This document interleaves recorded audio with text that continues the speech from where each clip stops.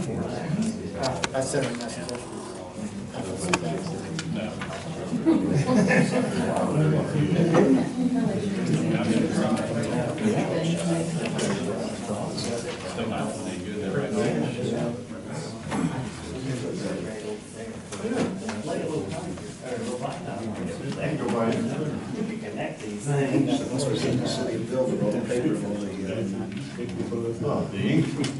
Yeah, that's what you $50.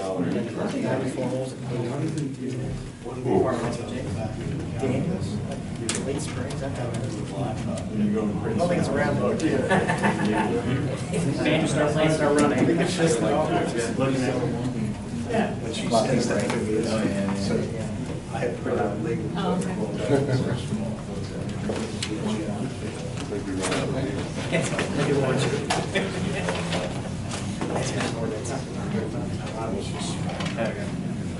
Yeah. I know I hate this chair. Well, you get me a squeaky one. Great, thank you. She wants to want to go back. This one is I got this. Good evening, welcome to the June 6th, 2017 Dayton City Council meeting. Tiffany, roll call. Mayor Borowski. Here. Member Bolter. Here. Member Burns. Here. Member Neering. Here. Member Baker. Here. Member Haas. Here. Member Lynn. Here. City Administrator Giffen. Here. City Attorney Hatch. Here. All rise for prayer and pledge allegiance.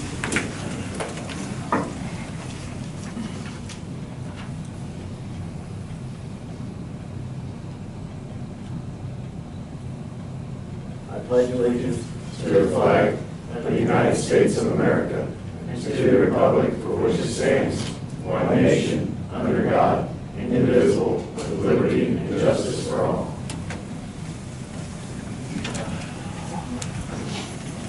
At this time, if anyone would like to address the city council, please stand up, go to the podium, give your name and your address, and you can speak.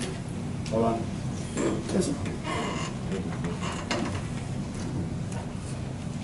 Good evening. My name is Frank Kramer, and I'm with Huff Realty. This is my broker manager, Gary Barlow. Name and address, Address? please. The 2808 Alexander Pike is our All right, thank office. you.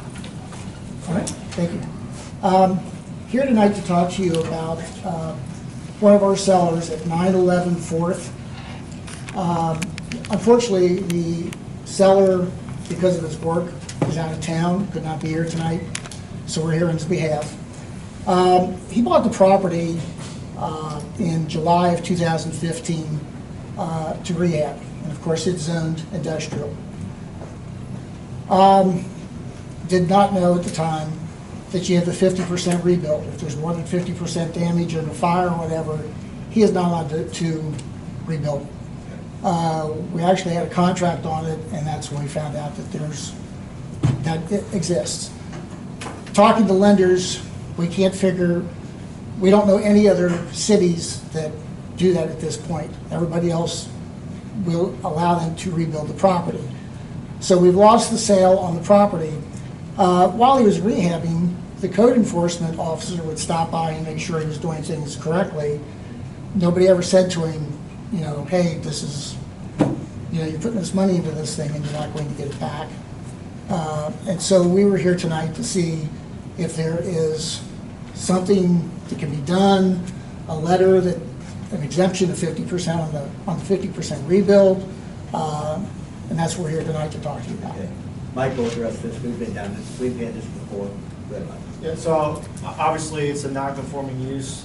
Now, obviously when it was built, it was more than likely built in a residential zone, but when it changed to industrial, then became a pre-existing non-conforming use. So the issue that we've got, and we get this occasionally, is people want to come to me and ask me to write them a letter that said, usually lenders or someone looking to acquire a loan, hey, if this property is damaged by fire, by tornado, by earthquake, by an act of God, can I rebuild? And the answer is, according to the ordinance and Kentucky revised statutes, that if it's beyond 50% damage, then no, it cannot be rebuilt. And at that point, it goes to the Board of Adjustments to have its pre-existing non-conforming status heard and potentially revoked. the reason that it's a pre-existing non-conforming use is that eventually, and it's the reason that the Kentucky statute exists, is that eventually all properties within that zone are bent and desired to become into conformance with that particular zone.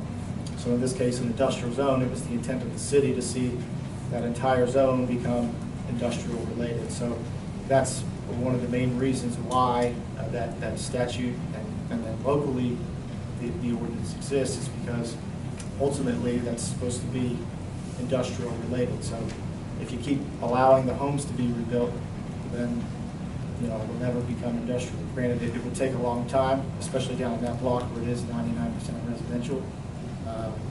But currently, the way it's zoned, it's a pre-existing non-conforming use, and I don't have the authority to supersede that ordinance. Let me ask you a question. I've been involved there about 48 years, and most of the cities have non-conforming properties also. And we never have had a problem actually getting, we didn't used to not have a letter, because if they burnt down 100%, as long as you build it back the way it was, there's no problem. But even today, we don't have any problems, and I've talked to most of the realtors that I know and so forth, and I've never been denied this before, so I didn't know if there was a reason behind it other than, because if it does burn down, you can burn it. I can't speak for the other cities. I just know that whenever the cases come up before me and I've researched it, I see the local ordinance and the state ordinance, and I read it and say, well, I can't give you what you want, unfortunately. So I can't speak to the other cities. I just know when it comes up. It does come up. We get probably a couple of these a year that when I look into it, I don't see where I have the authority to do it. I think one of our concerns were, and I understand where you're coming from, but in the county, it was recorded as residential. And then down here, we found out it was industrial. But, so anyhow, we're just trying to plead our case, because the guy's put a lot of money in it, and we've got some pictures of the property that he's put a lot of money in that house. Well, and that's the other thing, and it's unfortunate, but when you have a pre-existing non-conforming use in any zone, in that zone in particular, you're really not even permitted to, as bad as it sounds, enhance the value of the property. You're really able to maintain and upkeep, but because it's a pre-existing use, it's prohibited from being expanded, it's prohibited from being really improved, because again, it goes back to why it's a pre-existing non-conforming use, and that is, it's at that point the city's intent to not see it as, in this case, a single-family home. Its intent is to be industrial related. So well, it's unfortunate, would it be a good idea when they go in to get the permits and they come out with the inspector that he tells them that? I mean, would that, right. I mean, he pays for the permits and he's redoing it, and the guy Right, comes but in. the permits are, you go to the county and get the permits. We don't issue the permits, the county issues all our permits. Who was the building inspector? Is that county too? Or? County. Well, that's county. Okay, I'll know if we can say it. Well, listen, thank you for your time. Thank you. Appreciate it. Thank you. Uh-huh.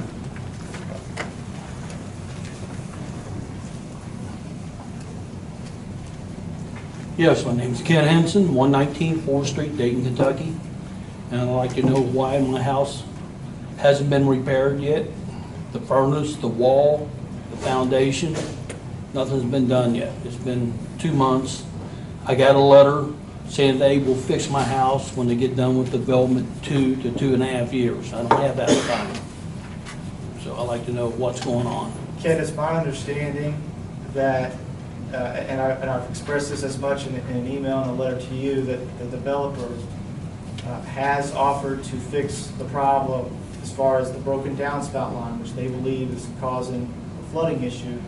They have agreed to fix that both short-term and long-term. The short-term fix, it's been my understanding that they relayed to you that they would put a corrugated pipe, they would mediate it, put a corrugated pipe so that the water wasn't getting to where that sinkhole opened up, and that they would run that out towards the back of the property and around to where they're doing their building, and that when they're finished with the project in 12 to 18 months, they will do a more permanent fix on the downspout line. That's the way I understand it. Okay. If that hasn't been conveyed to you, I'll make sure that it does. Okay.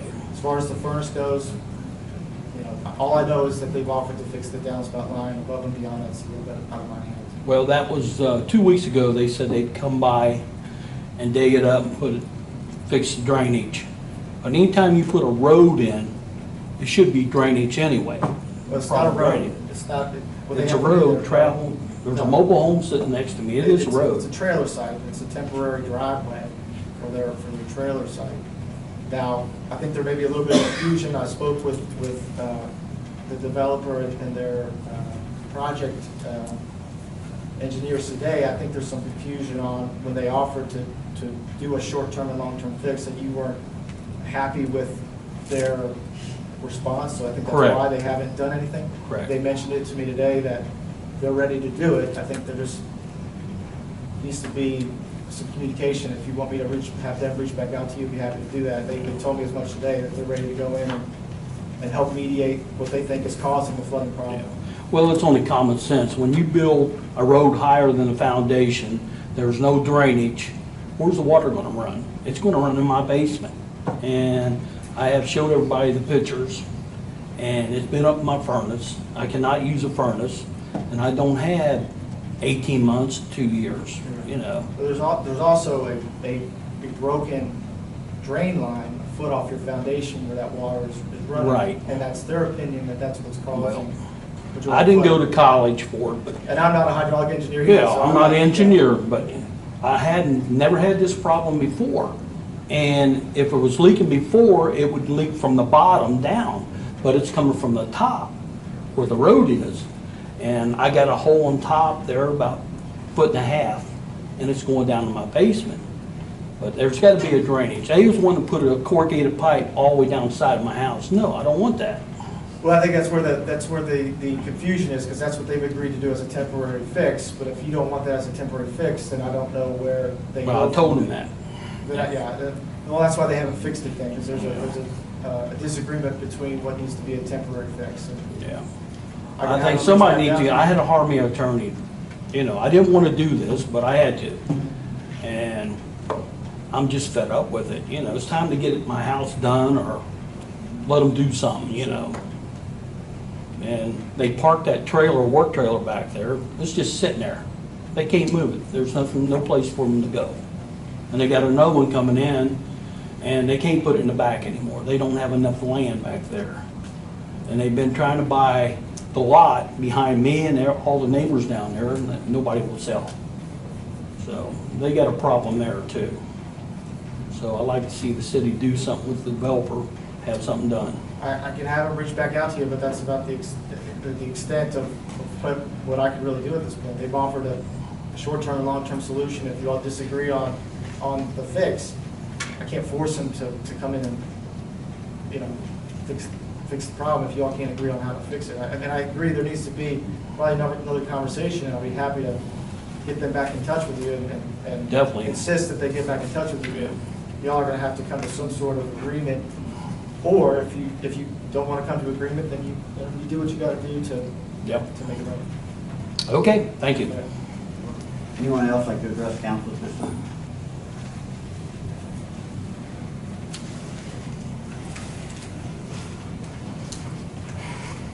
Hi, I'm Beth Neiman, 625 10th Avenue. I have a question. What are the city's current plans for the Monument Park House? I believe it's 529 Berry. Is that the right address? 716. Is it?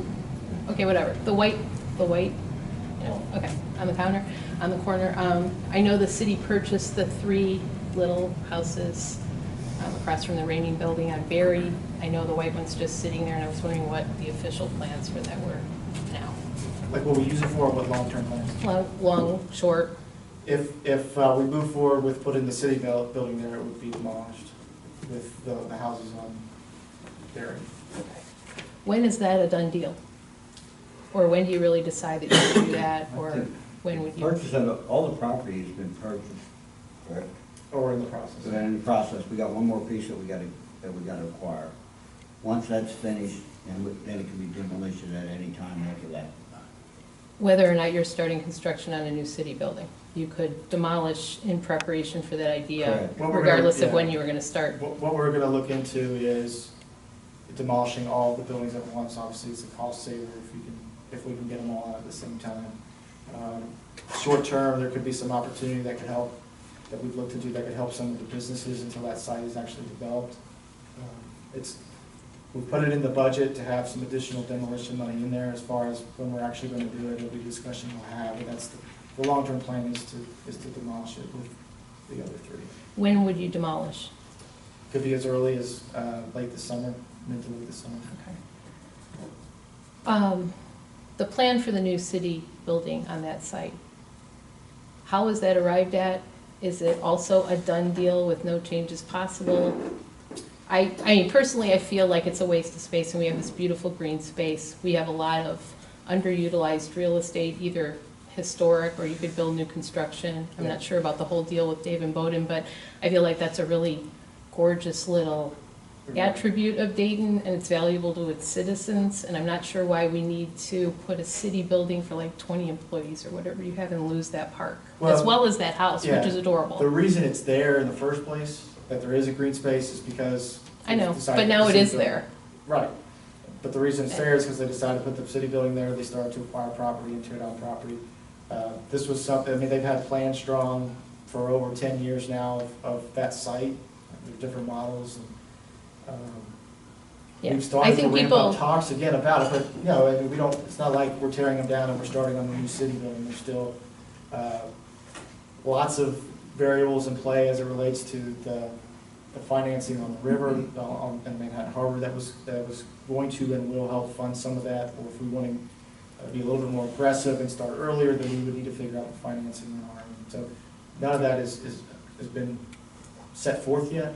Mhm. The plans have been discussed and paid for and drawn up, but obviously it's been 10 years since those were done, so even if we were starting tomorrow, we would be looking at least an update version of those plans based on what fits our needs now versus 10 years ago. Mhm. I mean, whatever the needs would be now, with the number of employees, whether you're combining the We don't police have a department. in our city building now.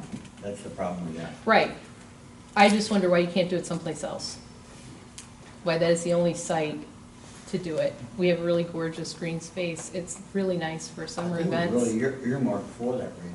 I mean, Doesn't that was matter. the plan. I mean, it is, as it exists now, it's a really nice space for Dayton. Mhm. And we have a lot of property, we have a lot of bombed out property, underutilized property. I'm wondering why that particular property, which is a really attractive, centrally located green space, is the only place being considered for a new city building, especially when you really have not that many employees. You know, I don't even know if that would matter, but you have the Catholic school, you have, I don't know, a lot. You know, if you were to study it, either going a historical route, new construction, Dave and Bowden, I don't know. But that's a gorgeous spot, and to kind of put some kind of new construction city building with a parking lot on that thing, I mean, that is not a draw for anybody who lives here. You go pay your taxes or whatever, you know. And that house is adorable for concerts, for get-togethers, for whatever. It could be cute, a little gem. And maybe everybody intended that a long time ago, but now it's become a monument park. It's a war memorial. It's really nice there. I mean, we're doing the lunches in the park. I think people, you know, are going out there more and more. It's really a great place for kids to run around. Why there? Why not that Catholic school? Why any place else The except for Catholic there? school won't work. You'd have to, Any place else. I mean, the way If it's new built- construction, somewhere else. You know, I kind of. Why lose? I agree with Beth. I think that park area that wasn't a park is now Yeah. a rich gathering area for events and people in town. And I know that as we get the riverfront development moving along, you know, I would like to see us just try to explore what other options might be available for a city building as a group, you know, just to sit down and think and brainstorm and look in town. Why not maintain what's beautiful? I know that was set aside for that purpose, but, you know, we have our veteran celebrations down there. You know, we have some fall events that goes on down there. Anything that seems to happen, happens there in town. So it is a natural gathering area for the citizens. And honestly, it's one of the more aesthetically beautiful spots in town when you drive by. I notice all those trees, the green area, the flags, the monument. It's just a beautiful spot. I agree. On that note, and perhaps our city attorney can answer this. Council, many moons ago, many councils ago, had that plan. This council approved acquiring the third building on Berry Avenue. Right? So now the city owns all 3 buildings on Berry and the 701 building that she's talking about, or soon will own, once the transaction goes through. Who decides whether or not to tear them down? Does council have any say in that? Or is it an administrative decision alone? It's administrative, it's executive. It's city property. Don't we have the authority to approve demolition on city property? I mean, it's just like surplus property here. The thing with it is it's been bought for that reason. That reason wasn't given to us on what we voted on last month. It was just to acquire the property. And it's not in there that that's the specific purpose. My point is, if we only take down the 3 houses on Berry and leave the one on 701, if that was the general consensus, is it administration's decision legally, or does council have any say in it? That's administration. Even though it's surplus property? But it's not surplus property, it's just property management. You manage the properties that you have. So the mayor and the city administration, Yeah, as long the as- administration as long can as- make any decision on any city-owned building without the council's input, as long as there's no more money involved. But as long as you got budget from the property, you do. You want to say it? I agree with you, Beth. For the record, I voted against the purchase of the property for that reason. And I don't think we're in a business of knocking down buildings in the historic river town and reducing green space. Like Jeff said, places where we honor our war veterans and our kids can throw a frisbee. Exactly. It's not a place to go pay taxes and parking tickets. Yeah. It's been 10 years, and it might have been a plan at that time, but it has really grown into something else, and I absolutely would like to go on record and say that I do not believe it's the highest and best use for that property. Administration or no administration. For the people who live here, for our real estate value, for our quality of life, that a new city building is either nothing or kind of an eyesore, I mean, whatever. It's another thing, another lack of green space. It's an opening right there. It's really pretty. It's central. People use it. It's nice. And it's kind of, but it makes this community more attractive when you maintain and value places like that instead of slapping up some what and for what reason. Bellevue has theirs on and off street. They have theirs on Poplar. Nobody's suffering. No, but they got enough room. I mean, the police department. We have enough room. We have bombed out stuff everywhere. Knock it down. Pick a place. I mean, it doesn't have to be the best gem in our town. You know what I mean? It doesn't have to be the prettiest park is I mean, we have a ton of, like a dollar store. Take that. I mean, like right next to that whole thing. Leave the blue building, the dollar store, and go across the street from Riverside. It's already, you own it, part of it, right? The dollar store? No, that line of properties. We own a few. Okay, take that. I mean, or whatever. That's a dump anyway. I mean, this is nice, so.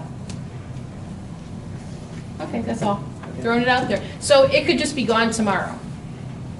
There's no warning, Not tomorrow, because I don't have the budget. It's not It's not in the budget yet. there's no warning to residents that this demolition is gonna happen. Well, the warning is we're having a discussion. We purchased the property, and like I said, the green space is there because we've been following the intent to put the city building there at some point. We don't have any of the financing in place. The TIF from the Manhattan Harbor isn't generating enough income. I know the financing for the construction, what I'm worried about is the demolition. Once the demolition is done, it's a moot point. I mean, of the buildings that are still there, 701 is probably one of the worst, one of the 4 that are there. It takes some money for it. I mean, it's fixable. It's fixable. It depends on what your priorities are. It's fixable. And it's cute, and there'll never be another one. I mean, it is historical, it's old, it's charming. Once they're down, they're down. Yeah, once they're down, they're Yeah, it's a problem. It's our history. So, okay, thanks. Anyone else like to address council at this time? Go ahead. Take your name, your address, and go ahead and talk. My name's Tim Hall. I live at 410 Kenton Street in Dayton.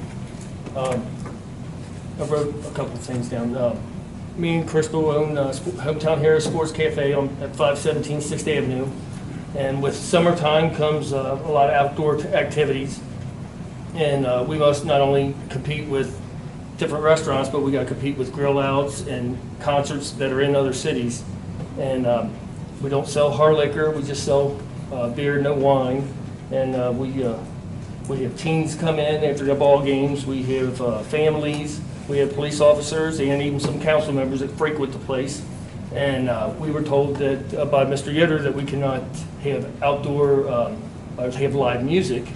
And I wanted to see if City Council would revisit that ordinance and either amend it or just remove it to allow us to compete with Bellevue and Newport and Covington and bring some live music and serve alcohol outside. What is the ordinance, Tom, as far as outdoor entertainment in the central business district? I was told you can have alcohol, you can sell alcohol outside, you can have music outside, but you cannot have live music and alcohol outside because of a big feud that was between Buena Vida and Mr. Burke, who's passed away now. The ordinance was already in place. Yeah, but It it's was just actually enforced. It's actually not a, it's an alcohol ordinance, not a zoning ordinance, but that brought it to light, but the ordinance has been on the books for quite some time. But you're correct. The way that the chapter of the alcohol ordinance is written is that you can have beer outside, you can have entertainment, but you can have them at the same time. So it's And we leave those ordinances for special events. Right, for music festivals. You can actually change the ordinance and put in what you want in that ordinance. So it's a city ordinance, it's not Kentucky. No, it's a city ordinance. You can actually. the state gives you the authority to do it, so it's an alcohol, not a city ordinance is what it is. I think if we could revisit that ordinance. We need to revisit that ordinance. I remember the incident with Buena Vida with the outdoor entertainment, and that was mostly because of the volume that they cranked up one night. You were there. And it was out of control. But I didn't realize that there was no music plus alcohol outside, because they had been doing that for a couple of years, as had other places in town. So Tom, if you would revisit that ordinance and explain what we need to change. But I think you need to get council, get a committee, we want to be on, 3 people are going to be on that committee and look at the ordinance. I'll do it. You want? I'll do it. Yeah.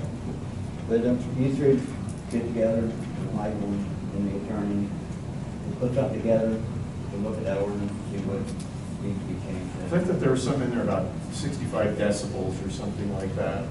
Well, that relates more to just the noise ordinance. This is just a peculiar little section of the alcohol ordinance. And I recall it now that Michael mentioned it, because that was something that we did look at a couple of years ago whenever we were dealing with the meeting issue, was it's kind of a little unique to Dayton ordinances. I haven't seen language like that in other ones, but that's. Yeah. Anything else? That's it. Appreciate it. No problem.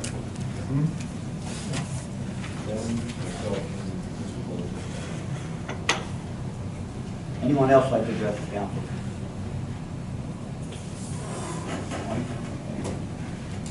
Next on the agenda is under the mayor's report group. The meeting for July falls on the 4th, and so that's the holiday. So we're going to move it to the 18th, which is a regular council meeting, so that we don't have to advertise it. The reason we're doing that is we could move it to the 5th, but there's going to be a few council people that are going to be out of town, and we just feel like this would be the better fit for us. Okay, next on the agenda is approval of the minutes from the May 2nd, 2017. Need approval of that? I'll make the motion that we approve the minutes for our May 2nd, 2017. Motion by Ben. Second. Second by Denny. All in favor? Aye. Opposed? So ordered. Under orders and ordinances, second reading of 2017, number 7, franchise with Duke Energy. Tiffany? City of Dayton, Kentucky, ordinance number 2017, number 7.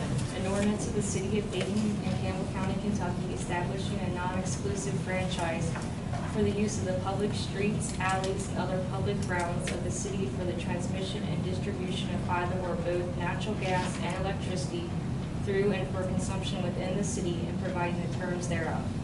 This ordinance establishes a non-exclusive franchise for the use of the public streets, alleys, and other public grounds of the city for the transmission and distribution of either or both natural gas and electricity through and for consumption within the city and provide the terms thereof.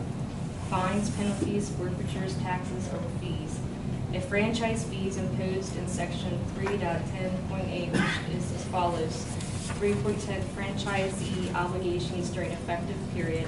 While this franchise is effective, the franchisee shall, section 3.10.8 franchise fee, pay to the city within 30 days after the end of each calendar quarter a franchise fee equal to 3% of the gross receipts of the franchisee from the sale of electricity and natural gas for consumption within the city during the previous calendar quarter, along with a certification signed by an officer of the franchisee or a certified public accountant employed by or on behalf of the franchisees indicating the quarter's gross receipts, payment calculation, and any necessary gross subs for collections by the franchisee. The franchise fee required hereby is not in substitution or in lieu of any other tax, fee, imposition, or charge for which the franchisee would otherwise be responsible and liable.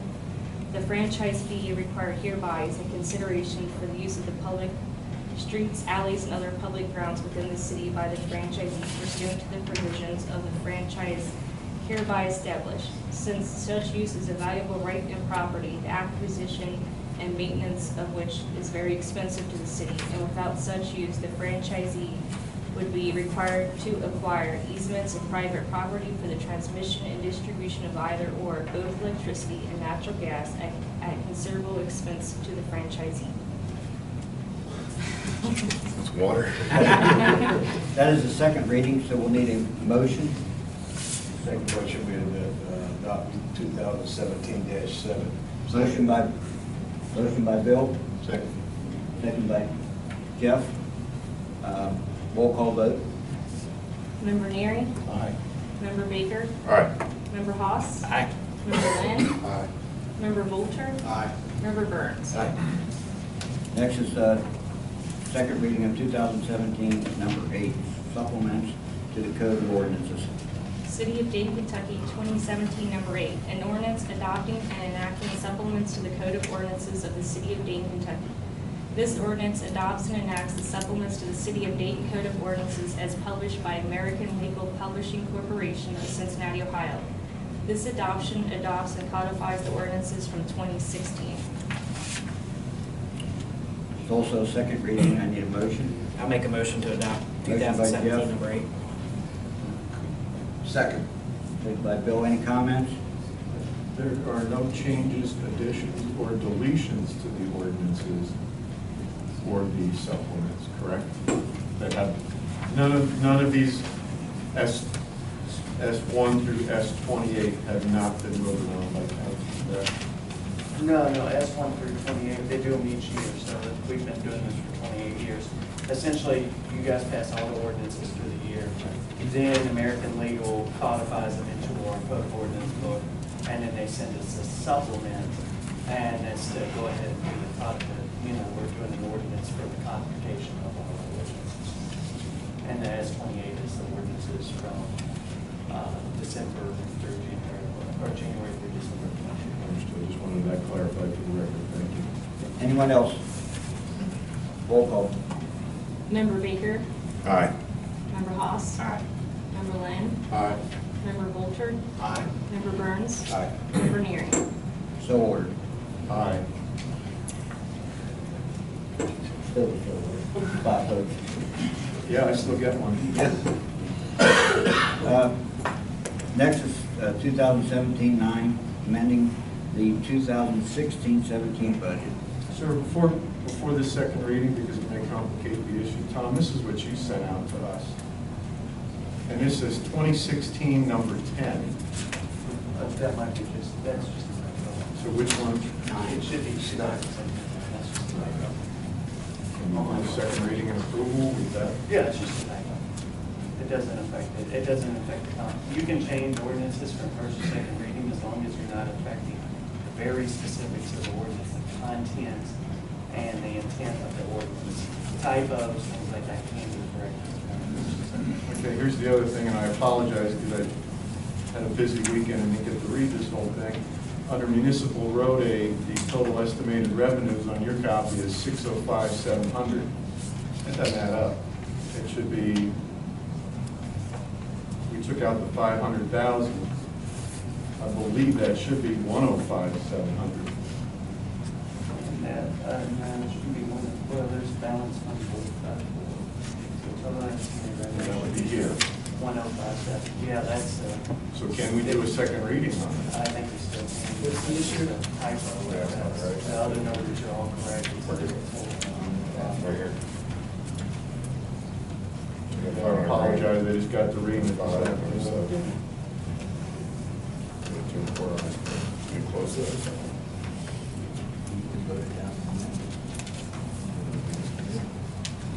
Should be right.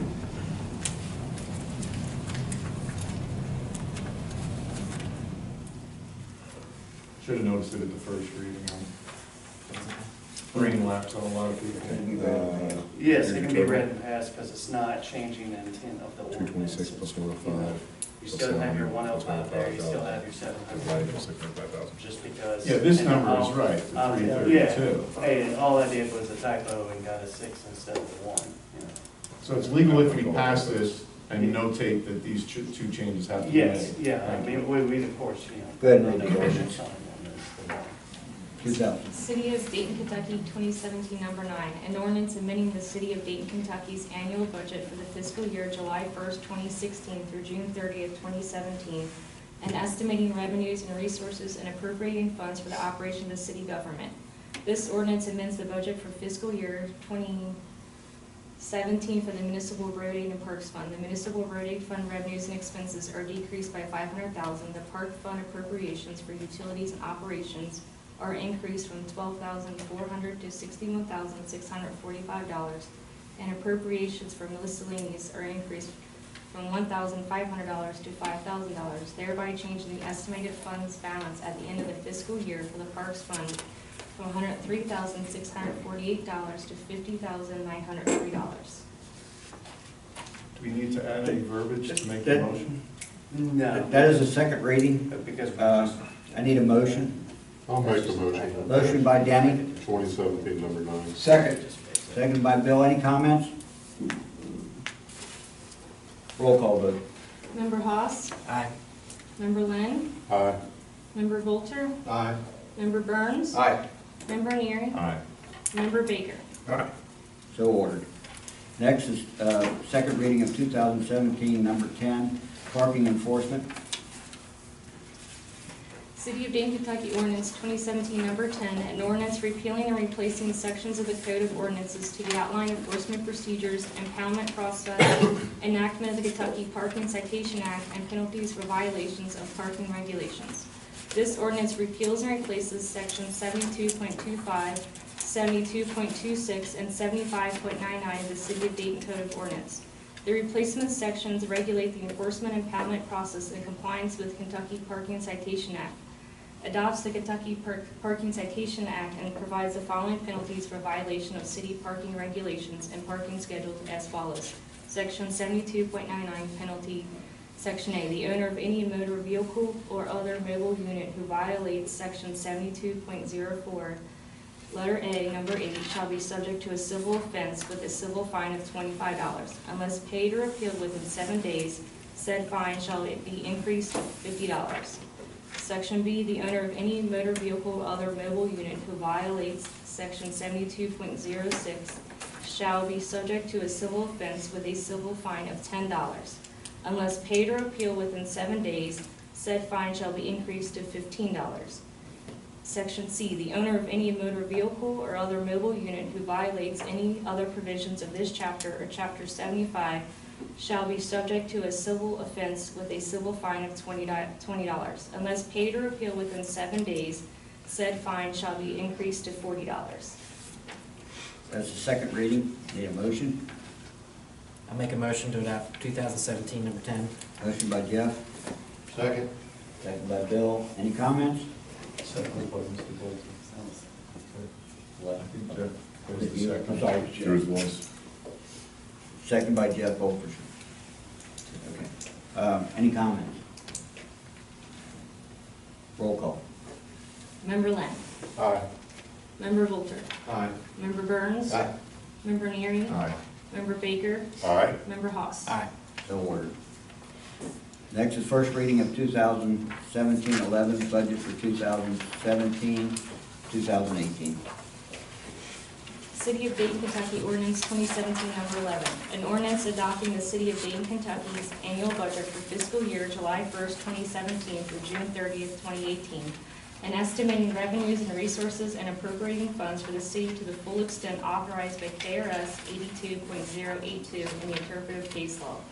This ordinance adopts the budget for fiscal year beginning July 1st, 2017 through June 30th, 2018 for the General Fund, Municipal Aid Fund, Park Board Fund, Parks, Economic Development, TIP, and the Sergeant Park Fund. That was the first reading. Next is first reading of 2017-12 amending compensations ordinance. City of Dayton, Kentucky ordinance number 2017 number 12, and ordinance amending ordinance 2016 number 14, setting forth compensation and number of authorized positions for employees under the Dayton Job Classification System. This ordinance amends the Dayton Job Classification System by amending the compensation for city clerk treasurer, chief of police, police lieutenant, police officer, police chief, superintendent of public works, seasonal labor, Main Street manager, and number of authorized position for the police officer. That was first reading. Next is first reading of 2017 number 13 text change for zoning in R1JJ zone. City of Dayton, Kentucky ordinance 2017 number 13. An ordinance amending chapter 154 of the Dayton Code of Ordinances, commonly referred to as the City of Dayton zoning ordinance, by amending the text with R1JJ zone. This ordinance amends chapter 154 of the City of Dayton Code of Ordinance, zoning ordinance, by adding to permitted uses R1JJ zone if in a historic overlay zone located within 100 feet of an intersection with 6th Avenue.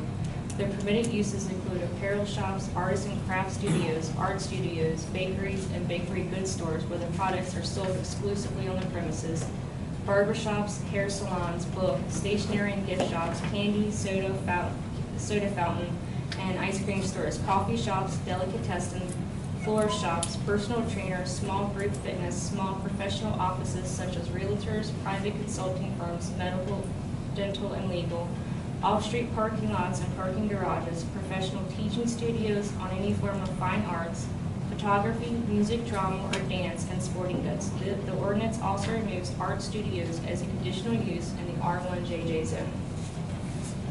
Okay. This time I want to explain this, and Michael explain what we're doing with this thing.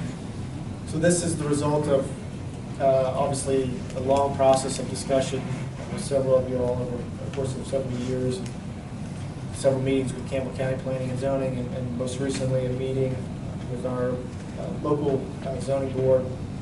Obviously, we've got an issue where we've got some of these commercial properties that are in residential zones that were limited on their commercial uses. So therefore, they weren't selling, they weren't renting, and in some cases, they were being completely gutted of their commercial capabilities and turned into residential components. So what we set out to do was really give them a use again.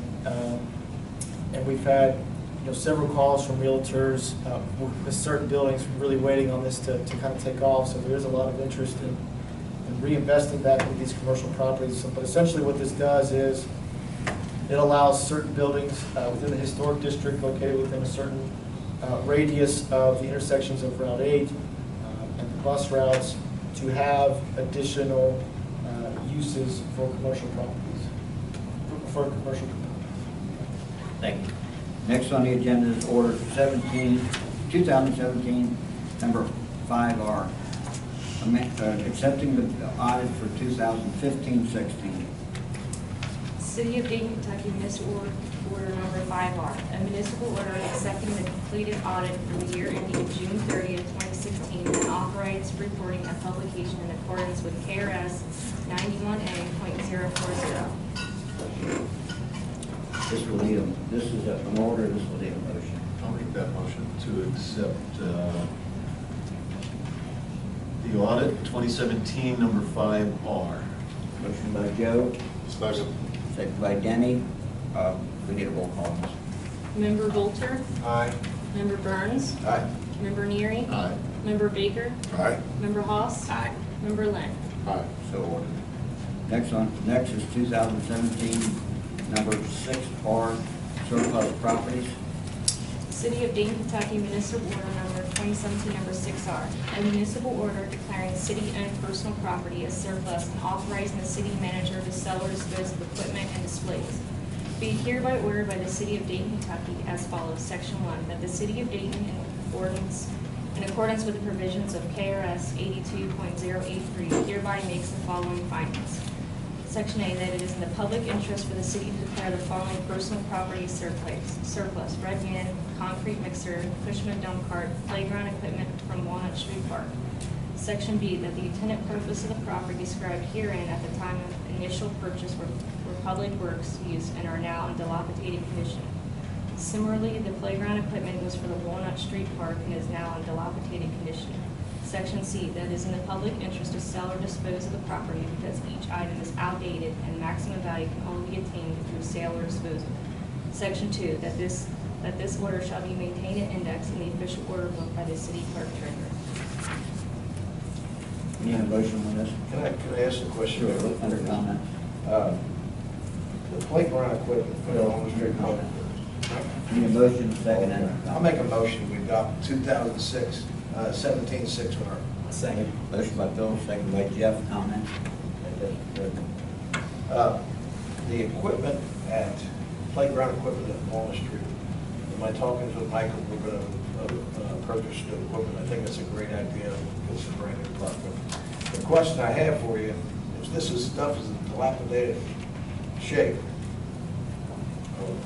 We sell it to another city and/or someone else, are we liable if someone gets hurt on this equipment? No, it's gonna be Not as is, okay, very good. Any more comment? Yeah, this just popped up, that the playground equipment that we took out of Walnut Street is no longer usable, and what is the plan to replace it? We've been waiting a long time for that park down here, for the playground to come back online. I see that finally I guess the surveying is done and the site prep is who's doing the site prep? We are, and developers are helping. I thought that I'm pretty sure that we made the motion that the developer was responsible for site preparation. No, that's not correct. Because we did put some conditions on that. I got the motion somewhere. If I still have it. Moot point, I'll review the tapes on that one, but what is the plan to replace this playground equipment? Who's paying for that? We're responsible for the payment.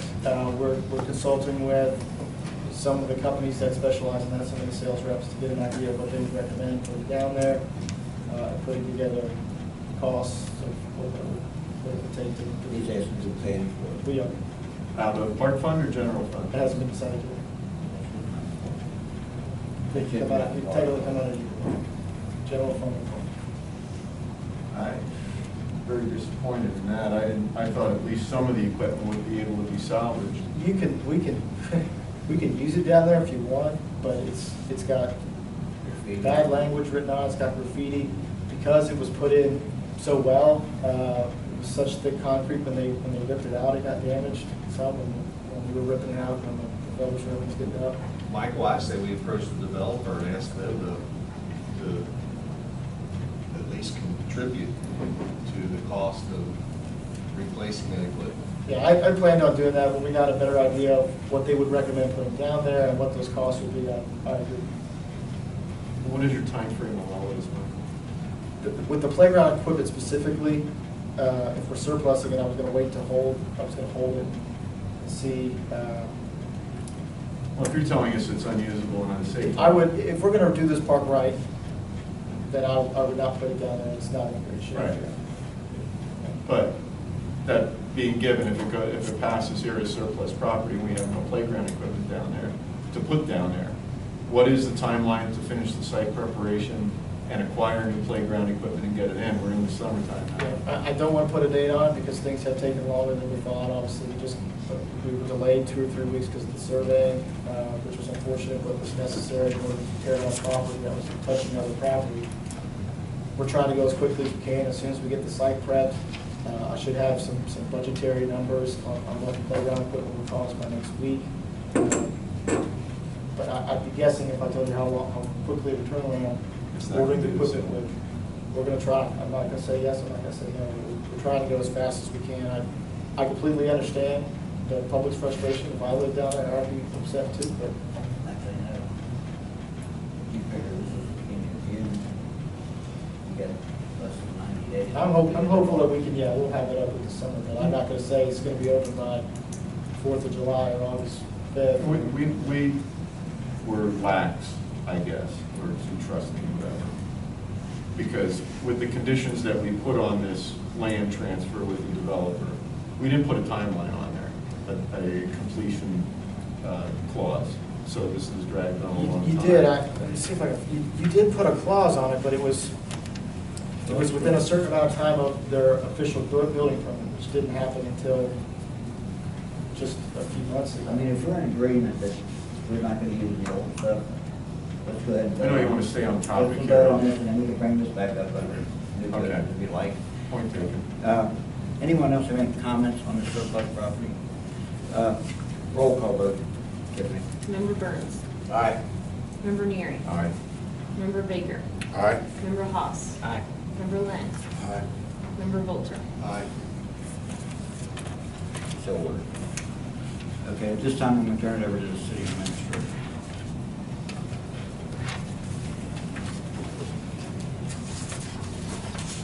Okay. First, I've got a handicap parking request for 422 6th Avenue. The site does have off-street parking in the rear. I did talk with the applicant, and it's a 4-unit building. She stated to me that the unit that she lives in that property, the landlord will not let her park on that parking permit, and she's forced to park on the street. So she meets all of the conditions except the property does have off-street parking, but she doesn't technically have access to that parking according to her lease. So I would make the recommendation that in her case, that you accept the handicap parking request for 422 6th Avenue. My only question, Michael, is can you, and I don't have a problem with approving it, I have a question that a landlord's telling her she can't use that property. If you're in the landlord business, you just can't say this person can use it or that person can't use it. Is it, there's 4 apartments down there, and so apartment 4 can't use it, but 1, 2, and 3 can use it. So if you could check, that just doesn't sound legal to me. I would imagine they pay additional money to utilize the off-street parking space. Probably. Is it her car? It is,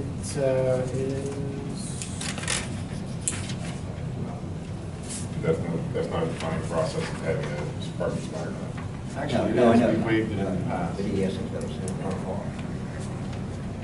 Mayor, if I could, it only fits 4 cars, so they probably have it 2 vehicles per apartment. So there's 2 in the back and 2 in the front, so 2 in the back probably have 2 spots per apartment. It's only big enough for 4 cars. she has access to a car that has the tax, property tax in it. And it's a rental property, not a homeowner. Correct. Do we know in the past, is the current ordinance that it has to be the homeowner, or has that been changed? No, they have We've to, changed it. they have to approve it, which The they've done. landlord has approved it. And I think if she meets all the requirements and there's nothing legally saying no, I think I'll make the motion that we award Miss. Second. All right. Motion by Ben. I was gonna make it really lengthy, so that's good, you stopped me. Motion by Ben, second by, I got it right, okay, Bill. All in favor? Aye. Opposed? So ordered. I've got 3 special event applications. One came through today.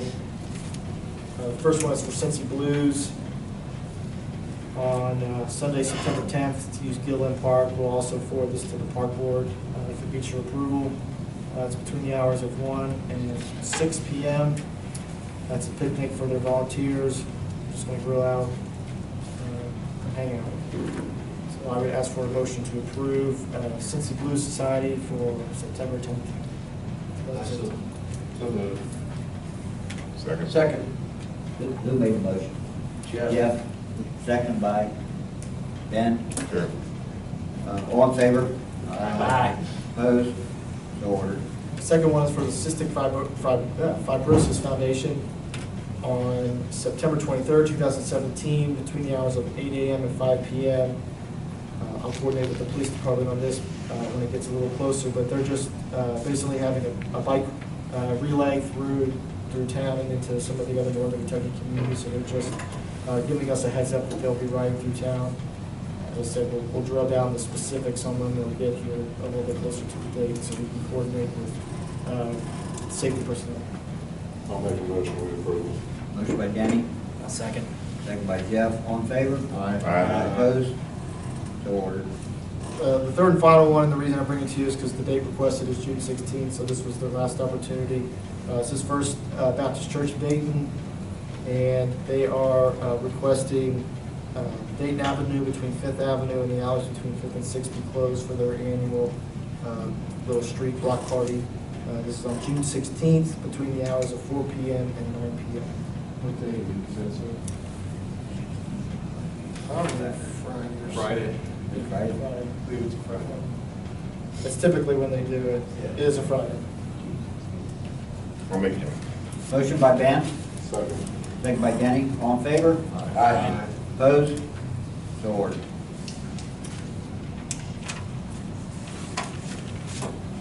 The next item, I'm striking from my agenda, which was the spring lighting project. Unfortunately, Duke submitted the only bid for the lighting, but when we talked to them about drilling down specifics, they couldn't guarantee the bid. And for the last 2 weeks, Bob and I have tried to get them to solidify the price, and they did not do that. So we're either going to have to rebid the project or just do it at the same time when we get into the bigger lighting project. So unfortunately, we'll skip that. The next item is the bid for the parking lot down by the school. We bid it out in 3 phases. Phase 1 being demolition, getting rid of the concrete in the green belts. Phase 2 being laying concrete work, and Phase 3 being the final paving. Phil Wiseman was the low bid for Phase 1 and 2, $10,249.90 for Phase 1, $16,058 for Phase 2, and Bluegrass Paving for Phase 3 at $35,718.88, for a total of $62,026.78. I'd like to ask for an additional 10% contingency based on potential unforeseen challenges. So I'd like to ask council for approval to accept the 3 bids and to spend up to $71,000 for municipal road aid fund on the parking lot project. So this comes out of municipal road aid. Yes. Okay. Does this, and I haven't seen the plans for this at all. You said it's taking out a little bit of the green belt there. Takes out the green belt and reconfigures the parking lot. I can send you, it'd be hard for me to describe it to you, but it reconfigures the parking lot so that the school can get in a new sign. It makes it a little bit more user-friendly for pulling in and out, safer. It'll make the sidewalk continuous, so from one side of the street, you're not going diagonal. Once you go across the street, you're right back onto the sidewalk. It creates cleaner lines and a more open space for parking. That was my main question, was on the sidewalk, because we spent so much money on Green Devil Lane down to where the school parking lot is there. Has there been any maybe you can update us, or maybe we can't do it in public session, as far as we own that lot beside the high school, Yes. contiguous with the high school, but the school district owns the parking lot across the street. Correct. Well, is there any way that we could swap those two? Because We it talked just about doesn't make it, sense. the mayor and I talked about it, but we looked what we had into the property, and we never got a final answer, but we thought there may be some restriction from clean water conservation funds that might have been used to put the parking lot in. We did talk with the school about it, but ultimately, the talks really didn't facilitate it. I mean, we're talking about putting another $70,000 into that property, which is gonna complicate matters further down the road. Right. It's not just for the park, it's for the school, it's for the park as well. Yeah, I mean, it's still part of the park, it cleans that whole area up. I mean, it needs to be redone either way, because the parking lot by the sewers caved in, and it's gonna make that flow completely, it looks gonna look a lot I nicer. don't disagree, but they also have reserved parking signs there for specific staff members. Well, they do going down the street too. But During school, Yeah, during sure. school, I mean, but St. Bernard uses it during church, and so it's not, even though the sign's there, you still go to church there, you go to fish fry, you can park there and go down there. So it's- Michael, did you say they was gonna remove that marquee there, or that? Yep, they'll tear down the sign, they're putting in a new electronic sign, it's got a brick facade. There'll still be a green belt, they're just reconstructing how Taking that out. it's Yeah, I gonna got you. look. So it will look a little different, but it'll look cleaner. So what was your total with the 10% contingency? 71,000. Even. Even. I'll make the motion to approve administration. Approve Phil Wiseman for phase 1 and 2, and Bluegrass for phase 3, total project cost $71,000. For the total project cost of up to $71,000 out of municipal fund, municipal road aid fund. Motion- Motion by Joe, seconded by Jeff. Roll call vote. Member Neary, Aye. Member Baker, Aye. Member Haas, Aye. Member Lynn, Aye. Member Volter, Aye. Member Burns. Aye. So ordered. The next item is the road salt bids came in from the reverse auction. Morton Salt was the low bidder at $58.50 per ton. So I'd like to ask for a motion to accept the contract for Morton Salt to facilitate salt delivery for the 2017 and 2018 winter months. How did we do last year? We asked for 300 tons. I think we probably used 20 tons. We've got about 100 tons on hand, and technically are still required to purchase another 150 tons or so from Cargill, but they haven't asked, so I haven't done anything.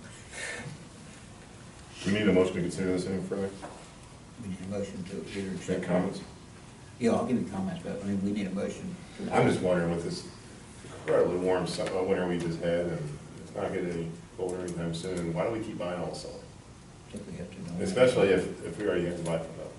You don't have to accept the reverse auction bids. If you don't take the reverse auction bids, we can just go through the normal process of when winter comes, contacting salt companies and getting a rate. Now, you're subject to it being maybe higher, maybe it's lower. Obviously, the rates continue to go down because we've had 2 mild winters in a row, but an extremely mild winter, obviously, it's this What past was year. the rate per ton last year? 78-ish. It came down a lot. Yeah, Yeah, it's come down and the risk is that if you get into a winter and it's snowing like Right. blazes, then the price goes up to $90 a ton. Right. Or more. We paid 114, three winters. So we're not required to buy any. If we have another, If you accept this bid, the way it works, we put in for 300 tons, which is what we would use in a average to maybe a slightly heavier winter. When you accept that, you have to purchase 80% of that tonnage. And you're guaranteed the rate at up to 120%. So you don't have to buy 300 tons, but you gotta buy 240 tons. So that's what I was saying, last year, we really only had brought in maybe 100 tons at most. So we're still technically required through contract to purchase additional salt. So we could have 300 tons of salt on hand by the wintertime before you even purchase any salt. Problem is, and we're trying to fix this issue, we don't have anywhere to put it. We can only really keep 120 tons up at the garage at a time. We've got some opportunities, I think, this year to change that. We can increase the storage capacity, but that's going to require certain things to fall into place for it to happen. So right now, we technically have 100 tons on hand and can still buy another 200 at $78 a ton last year's price. So if you don't accept this, it's not like we can't get salt at this point. We would just, the rate could obviously subject to change. It's ambiguous. You said if things have to fall into place for us to be able to store it. I mean, we could buy 20,000 tons of salt and have it out in the open room by the time it's done. Sure. Put it apart. Well, that's my concern on it, Michael, is the safe storage of it. I mean, you look at all these cities with these salt buildings, we have ours pretty much exposed to the elements. As well protected as they can be, all things considered. Yeah. Michael, what's the timeline for purchase? We have to let them know within 30 days, which would have been, this was 30 days from last week, so. I guess that's a better question. When do we have to take delivery? Yeah. We don't have to take delivery until we need it. So They deliver it as needed, which is why we, So that makes the storage a little pointy there.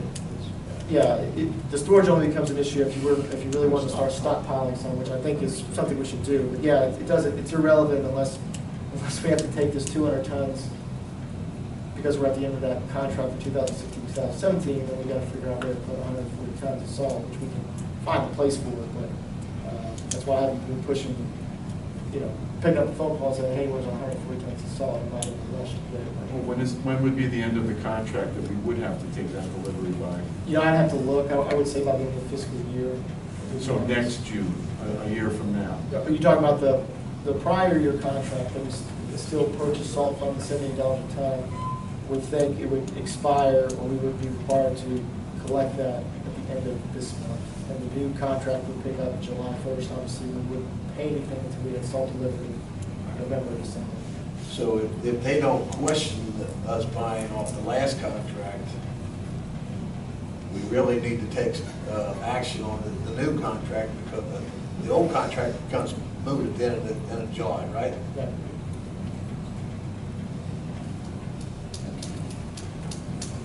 Need a motion? Maybe not a motion. Either way. Michael, what do you recommend? I would recommend taking the rate. If we have to take 200 tons or 150 tons here in the next couple of weeks, it's not the end of the world. It's better to have more salt than not enough.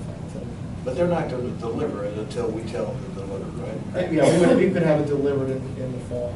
Yeah, we can have maybe a little bit more better idea of where to put it. I can find a place for it. I'm just saying if they deliver it today, you're going to have to rearrange some things for it. You're confident we could? Oh, okay. I mean, it's always better to have more than not enough. I'll make a motion to accept the road salt bids for Morton Salt. Motion by Jeff, second by Jeff. All in favor? Aye. Opposed? Aye. Opposed? You're opposed? Yep. Roll call vote. Member Baker? No. Member Hoss? Aye. Member Lynn? Aye. Member Volter? Aye. Member Burns? Aye. Member Neary? Aye. So ordered. That's all I have. I have a question for you, Mr. Good. Looking at the budget report that Mrs. Ledger sent out on Friday. All right, this is saying that so far, I mean, really, we still have a couple of weeks left here, and we still have a $50,000 payment to the fire department. But you're saying we have a net income at this point of 170? Well done. Thank you. And actually, the 50,000 doesn't come out until next March, so that's not even coming out now. Well done. I don't know how you did it. Well, we got lucky. We didn't spend a lot on gas, we didn't spend a lot on salt and overtime. Yeah. Good job. Somebody needs to say it. Thank you, I appreciate it. City Attorney's report. Nothing to report, man. Thank you. Department heads, Tiffany? Nothing? Chief Ashfield? Just a couple of things. Just some kudos to some officers. Sergeant Lilly graduated towards the end of May for the Academy of Police Supervision. That was class number 68, and that is it's a 3-week class that the newly appointed sergeants go through. They go through leadership, situational leadership, and it's a good program.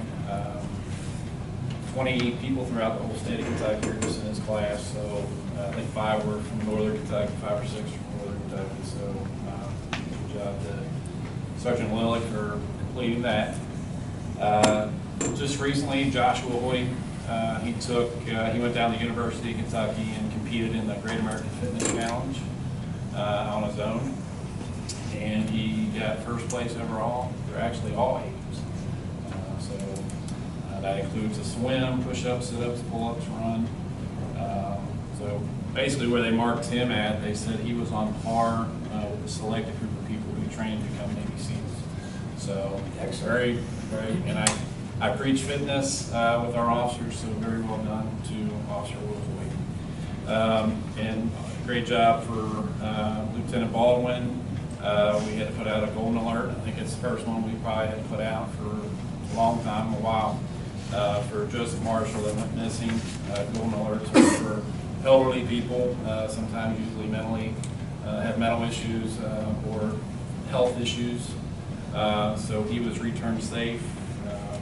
So good job on Sony getting him into the system. It's a really long, tedious process to get somebody in and put out a golden alert. So he was recovered and brought home safely. So good job for Lieutenant Baldwin. And I just want to give, a lot of people, we don't get many, you hear about, when things go wrong, you hear about it, but sometimes you just don't hear the good things that happen, that our officers do. So I just want to bring that to light. Just Monday, we received a call. It was a female police officer from Cincinnati. She was stopped in a vehicle by Sergeant Marks Berry and Officer Lockman. She was in an Uber. She was the passenger. And she stated that she actually called the next day and wanted to advise that our officers went above and beyond their daily duties to ensure her safety and others within the vehicle. She further advised that our officers were professional, courteous, and concerned about the situation. So she just wanted to commend the officers that she had contact with. So that was a good job for those two. And then another one was a compliment from, I guess, a person who was advised. He was at the UDF in Bellevue. A situation took place, and Officer Seeger was down there, I guess, getting gas. He was approached by the complainant. He advised that Officer Seeger was professional and went beyond to explain what was taking place. Kindly further advised that Officer Seeger stood by additionally to answer any questions that he had and concerns. So he wanted to give that officer kudos for staying around and giving him extra time. And we preach that, it just takes a little extra time to communicate. Just be professional, be courteous, it goes a long way. Just be human. And it really goes a long way within members in our community and our community leaders. So it's really showing with our officers. So I want to commend them. So, good job. Chief, I've got two things actually. Bill and I, we were tasked with considering adding an extra officer for next year, and I think you see that it's in the budget, the proposed budget for next year. I presume we'll be needing a clerk for that officer also, correct? We have one that we use. We have actually a spare vehicle that we use. That was kind of one thing that we didn't have before, was we didn't have a spare where officers can leave their car when they need work done to theirs to take home. So additional vehicle would not be needed. We do have that in the fleet. So. Right. I know there's a rotation. I didn't know if yeah, there is a rotation. Vehicle. Yeah, well, I mean, I think we're going to add a new vehicle. There's one in the budget for a new one, and then that gets that'll be handed down to whoever the new officer is. So it'll be kind of a newer used vehicle, I guess. And the second question, and Chief Lotry, this involves the fire department too. I saw where Campbell, Kent, and Boone counties have all approved the new Motorola contract for the new radios. And I see also where Cincinnati PD, the union, is raising holy ruckus about, especially for the police, when they're in buildings, and possibly firefighters when they're in buildings, if there's a lot of coverage issues, dropout issues, etc. Have you guys been monitoring? I mean, we gotta make Yeah, a it was commitment just, here, they so- just had something on. I think it was the problem where if an officer needed the panic button, what we call panic button on our radios, it was a programming issue, which they said is fixable and it's gonna be fixed. And the other issues that they were having with the radios as far as getting out was a programmable issue, which they in turn have fixed. So the problem that they still need to fix is the panic button issue, I think, Mike, right there, Cindy? You know, if there was In anything Cincinnati, out of all the radios, they're down to 16 that they're still working on. Yeah, And they're they sending have super- fixed the issue. They're sending supervisors out on all problems that officers are having problems getting out on, dead zones. Right. They are sending supervisors out right away and trying to make, with Motorola representatives, trying to find a radio to fail in that area. So this whole area is dead zone for us. Yeah, no, Our repeater we work off of, we're on World War II radios. That's our lifeline. And our repeater hits New Richmond. So we key, it goes from New Richmond back to dispatch, back to New Richmond and back. That's a big problem. That's going to be fixed with the 800. Well, and I'm looking And I forward think to they it, have a lot of dead because spots if you across listen the to the radios, I mean, if somebody, has a scanner in their house and stuff like that, I mean, after an officer speaks through his radio, you can hear a sound, it almost sounds like a helicopter. It's like, it can go on, sometimes it can go on for 10 seconds, sometimes it can go on for even longer than that, and that's a repeater issue. It's scary at sometimes, but we see the light at the end of the tunnel, with the 800 coming aboard, that this is gonna fix this problem. But it's kind of a problem right now, but, we're working through it. So. Well, my point is when the time comes, because we're gonna have to vote Right. probably next year to buy all these radios and with the fire board and everything. I think we're really gonna depend on you guys to say these things will work in Dayton, because we're in a valley here. For the most part, most of our homes are up against the hill. And I wanna make sure that if we're gonna commit that money, that you guys are. Yeah, we both communicate and we both bring up issues, and we're monitoring what's going on in Cincinnati as far as them fixing the issue that they're having. And I'm sure there'll be a time that we'll be able to hopefully use these radios. I don't really believe you have a choice. I mean, they need to No, we really don't have a choice. No, you have to be on board by the time they flip the switch. If you're not on board. Joe, there's a committee, a Campbell County committee, it's led by chiefs and our dispatch, and they're working on these problems. And they're working with Boone Center, Boone County, Kenton County, they're working with Cincinnati weekly to make sure they're first. So I think Motorola is here and they're working on the bugs over that side. We're about a year or so out.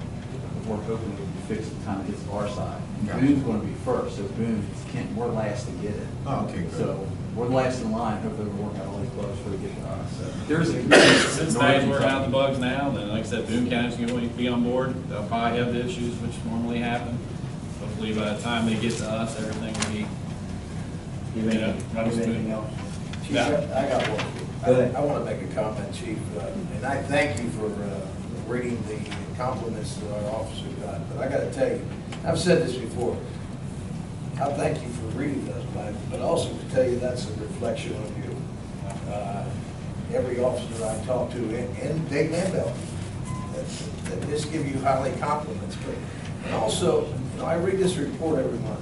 I got to tell you, I love this report. When I see 13 drug arrests, that sounds bad, but that's also good. And I see all the other arrests, 41 arrests. Your guys are out there doing their job, and I compliment you on each other. Thank you for a great job. I appreciate it. Thank you, Chief. Chief Ocker. Evening, Mayor and Council. Hopefully everybody got a chance to read my report. Is there any questions? Our fire boat is in the water. We went in a couple weeks ago, guys were doing some training, so you'll see the boat out there out and about. Our truck went back to Ohio. They have the finishing touches put on it after the parade. I wanted to get it up here so everybody could at least see it. We're getting it back Friday. So, and then the guys will be training on it for about a week or so, and then we'll get it in service. So again, I'd like to say thank you to everybody that made this happen, and supportive and behind us. We really appreciate it. And our next fire board meeting will be June 21st at 6 p.m. And in regards to the question that Joe had, our last council meeting about hard billing our overdose patients. I'm going to have Medi-Count come and actually put on a PowerPoint presentation, so if you'd like to come and answer questions. On the 21st. On the 21st at the fire station, yeah. I'm going to have them come and they can explain everything. And they did do a kind of a check, and they looked from 5/1 of 16 to 4/30/17. We had about 138 incidents, overdose incidents. 133 of them that we used Narcan and transported in that time frame. Only 15 of those did not have insurance. So that's 11.3% did not have, and it's 88.7% of the people had insurance. So we're recouping something. We were shocked to see that. We didn't think it'd be that high, but it was. Hopefully data rather than opinions. Yeah. So That's interesting. So they'll present all that, and then Councilman Hoss actually talked to our attorney about if we even can go that route. I reached out to the attorney, and there would be some legal issues if you try to soft bill some runs and then hard bill others. When it comes to overdosing, they can't necessarily tell if it's an intentional overdose or accidental. So if we hard bill someone, it's an accidental overdose, it could create a legal issue. He also mentioned that addiction also falls under ADA, which would create some other legal issues with the department. Thank you. Falls under EDA. Well, thanks for pursuing it on both counts, and I think They'll all be at the fire board meeting on the 21st, so. Any questions, do you fire away? We recommend coming to that, yeah. And you said, what was the percentage that had insurance on all these? 88.7. So these are not, these aren't. They have people some who are type on of the job. insurance, yes. They had some kind of insurance. Right. This is affecting all the scales here. Oh, yeah. Thank you. Absolutely. Thank you. Thanks, Chief. Thanks. Yes.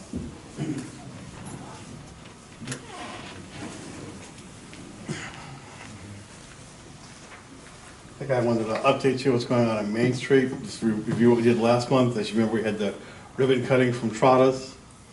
This month we should have ribbon cutting for Body Art Tattoo Studios. That was approved through Board of Adjustment, so that's going through there. I gave you a report on CCAP. We had a sign and a rental abatement for Trotta's, and we have submitted for Body Art Tattoos for this month. So the sign will be going through Board of Architectural Review next Tuesday, and now that they were approved through Board of Adjustments, we'll be pulling everything out. So we'll their rental abatement really won't go in until next fiscal year. Since if you start in June, we write you the check the following month. But just to let you know what's going on, we've got we have several properties for sale. One is listed through a realtor, and several have come to me about wanting to sell their properties. One of the challenges we have right now is we really don't have many places for rent right now. We've been filling, we had a lot of inventory, we filled it up. Now it's moving again, that's filled up. We're getting people interested in selling some properties, so it will go in waves. So just go on that, but that's real good. The bike racks were installed this month. Thank you, Public Works. Got all that in. They're all in looking nice. I'm very happy with the bike racks. I think they're nice and sturdy and strong. Last Thursday, we had the first Food Truck Thursday here in Dayton with Pack House and Mr. Softy. Upcoming dates are July 13th with Remy J's Barbecue and Kona Ice. Dayton's own Street Chef Brigade and Kona Ice on August 3rd. And September 7th, Empanadas the Key and Return of Mr. Softy.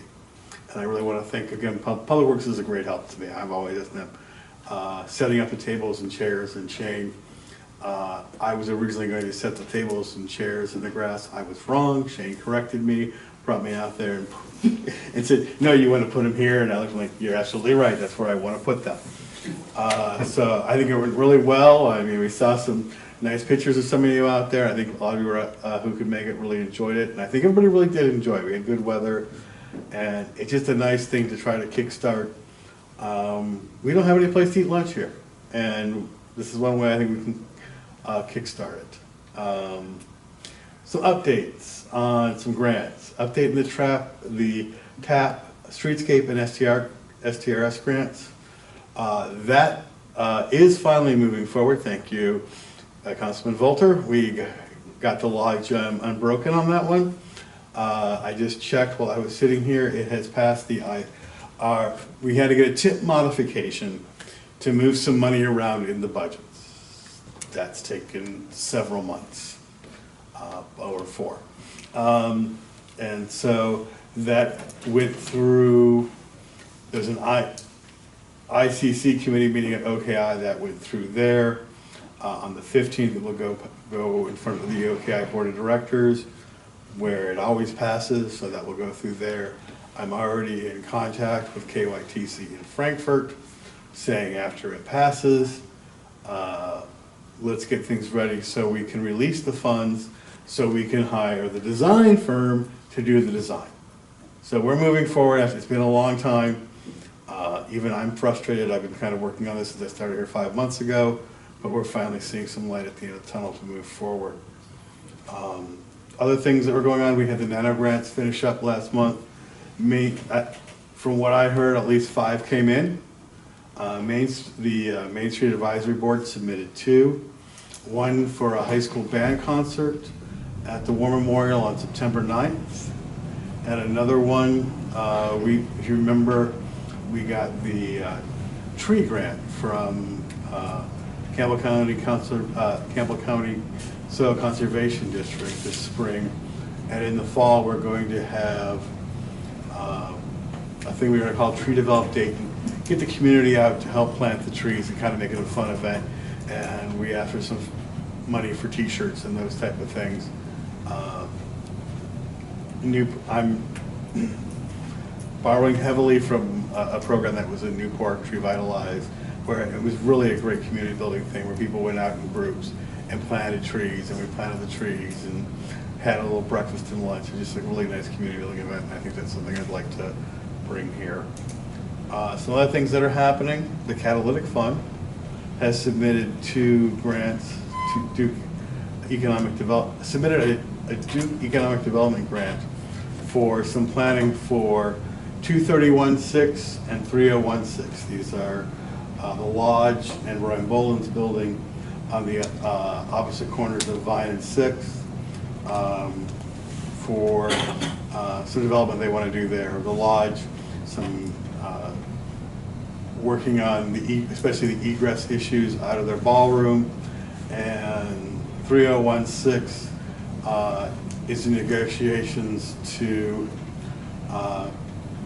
bring in a business that meets the new R1JJ zoning.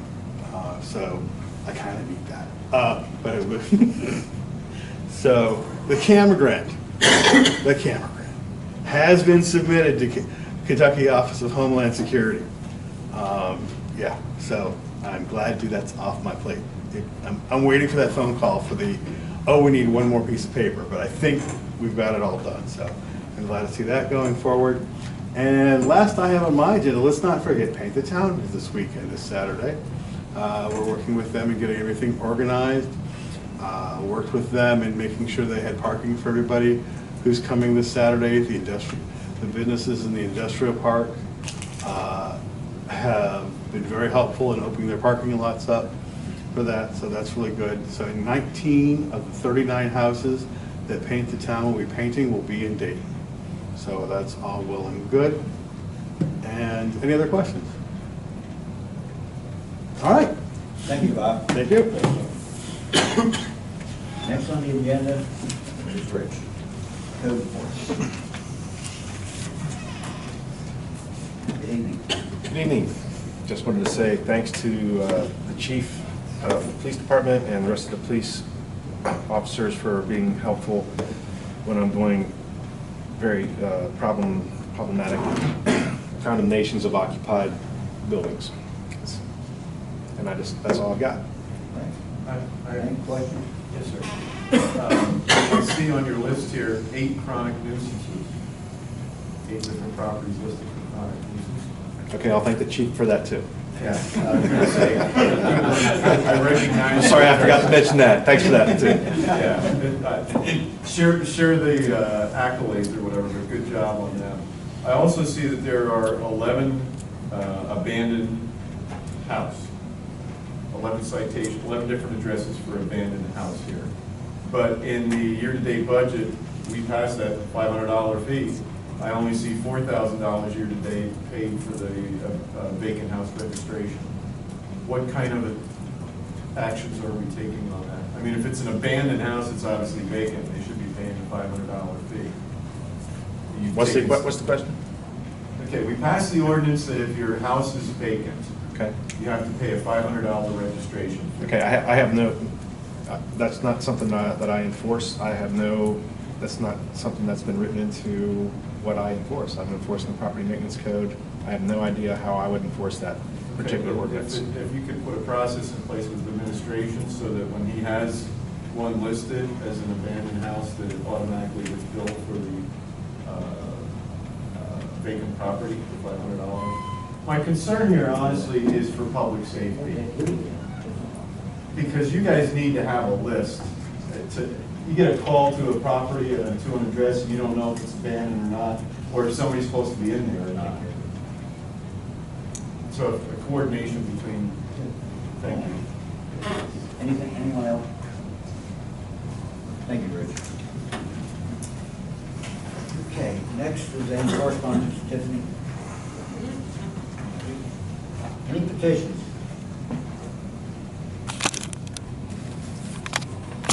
Any unfinished business? Any new business? There's a couple of things I'd like to bring up, Mayor. Okay, go ahead. First of all, I guess this could be done in the petitions, but Music Fest is June 17th. Down at Gilliland Park, put on the Dayton Civic Club. Be a good time, come out, hang out with us, listen to music. Nice family-friendly event. Second of all is, I want to talk about the YMCA building. I was contacted by a local entrepreneur who said that you reached out to the city and Mr. Yoder replied to him about renting the YMCA building to put a fitness center in and a family-friendly yoga space where he even went as far as saying that the city could use it if they needed it for meeting space or any other events. So I wanted to know what our plans are with that building and why we're not reaching out further to him to gauge his interest, because if the rental of a per square foot in the city of Dayton is at worst $1 a square foot and at best better than that, we're giving up $18,000 or so in monthly revenue, as well as a viable and nice place for families to hang out. So what are we doing with Well, that one space? thing I know for sure, we got a water issue, that I know the water company's working. I don't know where we are with that, but we was getting groundwater, I don't know how they operated that, why we like that. But I know we're dealing with that issue right now, so really, realistically, it's not ready to be run. I mean, it's okay to get out there and have a meeting, but there's some other work that needs to be done to that building before we, what I would consider running. Can we get some movement on that? Well, I mean, we're working with the water company. They got So it's something SD1? going on. No, it's a water company. Water company? Okay. Anybody else working out whether issues with being run? Because I'm getting a lot of people saying, why don't we not have this thing for our families anymore? The water was the biggest one, and I'll check, but I think that's been resolved. But yeah, basically what it comes down to is, and we talked about it with the gentleman, I never met with him directly, but I know Bob had contact with him, we kind of tossed it around back and forth. But I guess what it really came down to was, it could only be on a short-term basis, which he didn't seem to have a problem with that, if I recall. But then it comes back to us as far as the space issue. We're using it for storage down there and meeting space, so that was the bulk of the reason why we got to rent it out. I was in there the other day, and some of the storage is being done, and as far as meeting space, he said, I even brought up like, Main Street Board. I said once a month is 10, 15 people an hour. Do you mind? He said, of course not. Yeah, He wants to be a part of the community. I wasn't aware of that, so I'm sure that helps. But we do use it for storage. We got the two glass rooms there. I don't know how much. One of them is totally full of stuff. The other room is what we've been using for, we had a code board meeting down there one time, or a couple times, because we went over the book at one time down there. I think a lot of the stuff that came from the basement of the city administration building went there because we're having water problems at the city administration building, so everything that was stored in the basement. Could we put that in 701 where, you know, we were using that as a storage building? It seems like we're using all these buildings that could be used for something more community involved than storage. And this guy's willing to give free yoga classes to kids. It's like, come on, I'd let that guy in.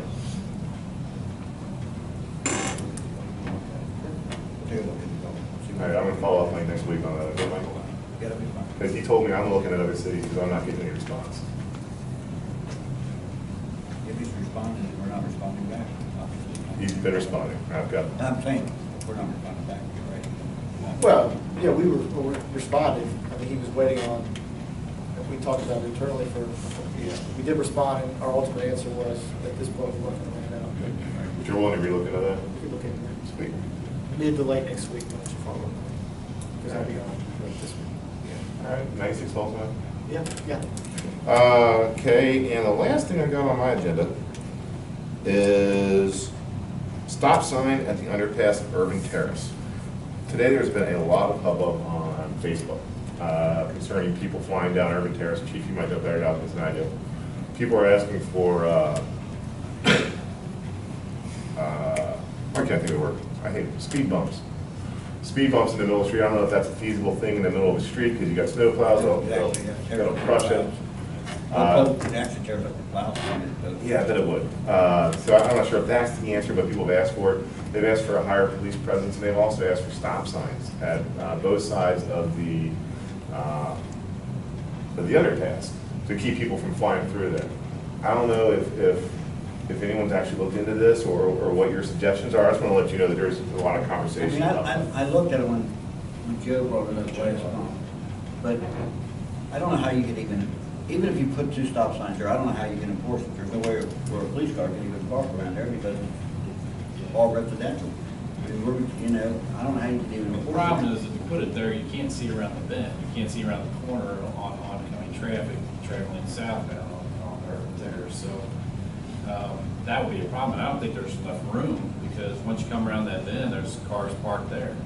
You know, there's already cars parked on the street. You'd have to remove all that on-street parking to even think about, using the stop sign. Because you couldn't even, if you put one there, the parking's on the north side of the overpass. Mm-hmm. You know, you'd have to take out all that parking spot. You know, because everybody has to move over and have enough room to pass through safely. I think that's what you come down to when you're coming down that hill. You can't see what's coming.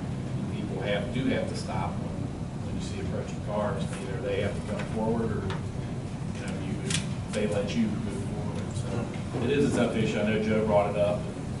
I just don't know what a remedy could be. I know last week everyone shut down a traffic study, not everyone, but is that another? Would that make sense to have done? I don't think stop signs would be a good idea. The question is count of cars. Are you going to get on a traffic study? It's count of cars. How many's going up? How many's going down?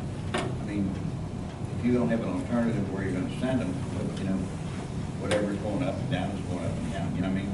Yeah. It's not a case of, well, you know, what's the solution to that? I mean, there's 50 cars go up the hill, 50 come down. You know, they don't. You know, there's no solution to that. That answers no question. So that traffic study wouldn't do good. Yeah. Okay. I'm just trying to help. I mean, we try to get there as best we can. You know, I had issues when I come down that hill. You know, you just can't see what's coming. You have to Do we have stop. access? I mean, do we have access to happen? I think mostly just near access and people obviously. The only time actually we have access is actually 8th and Urban. I mean, that's an intersection there. You figured, you know, they used to have stop signs. We have more accidents there at that intersection with the stop signs there than that location there. Let me tell you something. I stay on that street corner at 8th and Urban Terrace that Chief just mentioned every Sunday when I go to church. Stop signs are not the issue because when they come down to 8th and Urban, I don't know if it's Kentucky or Ohio, but it doesn't mean, it means you're supposed to stop. And these people slide right through. So a stop sign at the underpass is not gonna work. They're just gonna slide through. The biggest problem is we gotta tell citizens to slow down. Now, maybe have the presence of a police officer there might do something, but stop signs are not gonna work. So you have an extra cop car, we park there? We still have an extra cop car, we park there for the W? Superfan style. Superfan style? Yeah. But I mean, the big problem is like going down a big hill. Yeah. Going down a I see people trying to beat that light too, and, you know, heaven forbid one of these days somebody hops that and jumps into the front porch there. I know there's no way, but I see people do it. Oh, I know, I see it coming down there. There's a little bit of a way, sir. So I just wanted to bring that up. I don't know what the answer is. We can just try to get more presence in that area, slow people down. They know where we are. I'll look at it. One last thing, and it should also go on a petition, but today was, we had a silent reflection. I'll tell you, I was thinking about 1944, braver men than myself, stormed the beaches of Normandy, and we're lucky to have them. So remember that day still isn't it? Thank you. I got December 6th. That's it, man. Anyone else? Yeah. Michael and I had a brief discussion earlier, but I would like to see us do some amendments to our trash ordinances so that we can get our code enforcement guy more teeth to cite these large, huge set-outs that we're having. I mean, we got people that are setting out 40 bags of trash, boxes, outside of cans and stuff, and the way our ordinance reads, it's a little suspect of whether we can cite or not. But I would like to see us have something that specifically says we can cite these people. It's just unsightly. My recommendation was that we adopt an ordinance that just says you can't put out more than what our current contract with our trash collectors will allow. But Tom has told me that actually, every time that we adopt a new contract, or we sign a new contract, that would essentially cause a change in law. So we would still have We'd to. have to do an ordinance. So basically, we had to adopt, every time that we have a new ordinance or a new contract we have to adopt an ordinance that reflects that. Well, Otherwise I can't. or we can just say this is the reasonable amount and stick with that amount as long as the trash people are agreeable to it, right? Yeah. absolutely. When we signed this new contract last summer, it didn't change from the prior 8 years, so if you just, instead of saying it matched the contract, you just Whatever make the- it state what the contract is, and if it Yeah. doesn't change in the contract, then we would never have to. Exactly, but it's unsightly when you drive by and there's 50 bags of garbage and there's boxes and there's. It's frustrating for me when there's no ordinance that I can enforce. Yeah, I just want to see that. Is maybe the committee that's gonna look at the, We get it. Jeff, Bill, who else? Jeff, Bill, will look at that, and I'm going to assist you guys. Did we have something on the books as far as the trash has to be in containers? it has to be in containers and specific bags, but the problem is unless it's blowing all over the place and then becoming litter, a mountain of bags technically isn't in violation, it looks terrible, but we also don't know if they've called for a special pickup, and maybe they've called for a large set out. There needs to be some better communication possibly between CSI and the city so that Rich knows if they called for a special pickup. The rules do exist, but frankly, they could just be written more cleaner where you could just walk out there and you know yes or no site. Yeah, but like you said, if they call for a special pickup, they call, Yeah. you can go in contact with them and say, I need, a special pickup, I need this picked up, and if they agree or they pay extra money for it, they will pick up on that day. Yeah, we need to know that probably. Yeah, that's what I'm saying, that's better communication between CSI and the city of Dayton. Somebody should develop. You know, I'm not concerned with a person too that has more trash than normal and has to set out an extra bag or two. I mean, that's not what we're after. No. We're after these guys that are emptying these houses and violating it left and right. I mean, it's just. Yeah, it looks like they emptied the whole house out on the street. Okay, you guys do that? And Sure. back? Sure. Anything else? Good. Yeah, I have a discussions about the industrial zone. This is something I've been wanting to look at for a long time, but I'd like to work with our city attorney and then with council, The industrial zone that was set up down there includes the south side of Fourth. It's 40 years outdated. I'd like to re-examine what exactly is included in the industrial zone. I think It's from Main Street to Clark, it's from Fourth on the north side. on the south side. South side? Which I think is part of the issue, because there's some nice residents there. And I know why they laid it out 40 years ago that way. I think it needs to be revisited, so I'll be bringing that up before council sometime in the next couple of weeks, or next couple of meetings. I wanted to thank administration and Board of Adjustments and Planning and Zoning for finally getting that R1JJ text change done. We've been wanting that for years, and that's going to be a big help, I think, for our historic district, revitalizing some of those corner stores that have been boarded up. Being able to use them for commercial use, I think, is great. So thank you very much. I know it was a long process. Not this Sunday, but next Sunday, June 11th, is Ride Cincinnati for Cancer Research. And in the past, this kind of crept up on us. It's a Sunday morning from pretty much 7 o'clock in the morning till about 1 o'clock in the afternoon. They have already signed up 1,500 participants. These are people biking out Route 8, coming through town, out Route 8, and they have different lengths set up. They have 18, 26, 45, 63, and 100-mile round-trip rides. So pretty much all morning, that Sunday morning, June 11th, we're going to have a lot of bikers coming through town. I don't know, Chief, if you can do escort. Yeah, we Great. But so far, they've raised almost $200,000 for cancer research. So I know everybody gets aggravated, these bikers and holding up traffic and stuff. These are people out there doing it for a good cause. Reading all the news and everything, Ohio and some cities in Ohio even are initiating lawsuits against the drug manufacturers. I don't know how viable that's going to be. But I know what happened with the tobacco settlements. It changed the whole tobacco industry, and the same thing could happen with the drug industry, let alone the money on the backside. I mean, I know why they're doing it, because they need the money to pay for all these ODs and jail time and everything else. I would ask our city attorney to discuss maybe with some of the other attorneys or NKADD if there could be some kind of a class action lawsuit in northern Kentucky.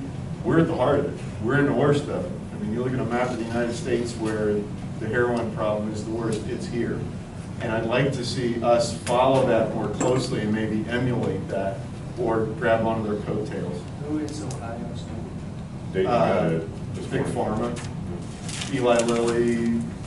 I'll send you the articles if you haven't seen them. Because I don't know what we're talking about yet to give you any idea.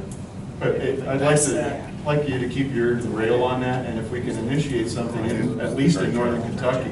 I know we can't do it ourselves, it's one small city, but I think every other city has been affected by this more join in. Something I can take a look at, but at this point, I don't know enough about it to give you any. I'll send you a bunch of articles, here goes your email, add to your data plan. Our performance appraisals public record. Are they public record? Yes. In different part of them, maybe in certain circumstances, it's gonna, the way I always look at open records is I don't do them as just, this is always in, this is always out. It's gonna depend on the specific request, who it's coming from, as to, is it a court subpoena kind of request, or is it just an open records request? And then we're going to look at them individually under the microscope of open records law and OAG opinions, which always evolving. So we always have to double check to make sure they're good. Parts in the past, a lot of times, parts of them aren't. I'm not talking about disciplinary reports, I'm talking about the performance appraisals that are required now under the personnel policy that we adopted. Parts of them are going to be and parts of them are not. How would someone like me be able to review the performance appraisals? For you as city council member, Yes. or you as Well, I'm both a citizen and a city council. But as a citizen, you'd have to file an open records request, and you could city. As a council member, you could, in reviewing what's going on with the city, you can talk to Michael, and I'm sure he can make some comments. All right, I'll start that this week then. 5-year comprehensive plan, I think we had discussed this in the past, that it needs to be updated. Is that in the works? Who's doing it? Can I participate? You can absolutely participate. I'm talking with KLC right now about getting us a good proposal for the cost. In the past, I think the 2012 one was just done by the administration as an update or an amendment.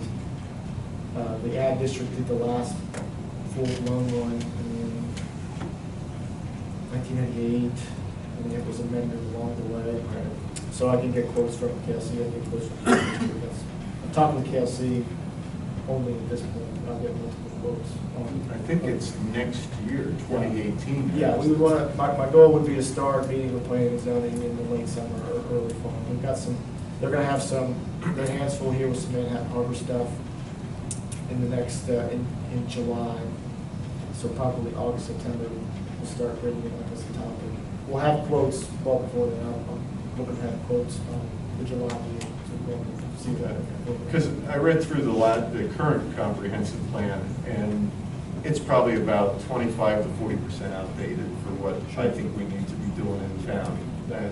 And this is a major rewrite, is my point. I think we need to get a lot of good people involved. Yeah, at this point, it would be a full-blown rewrite. There's been too many discussions about Route 8, developments in Manhattan Harbor, developments on the Hill. You talked about green space and things like that Beth brought up. I mean, it's an opportunity to talk about those things and where they are, where they should be. So yeah, it needs to be a full. Keep us posted on that. I don't want it to creep up and say, here's the new comprehensive plan, we haven't had any input on it. No, you all, No, I think the council you- would be involved. It would go to planning and zoning, but there'll be a public hearing process.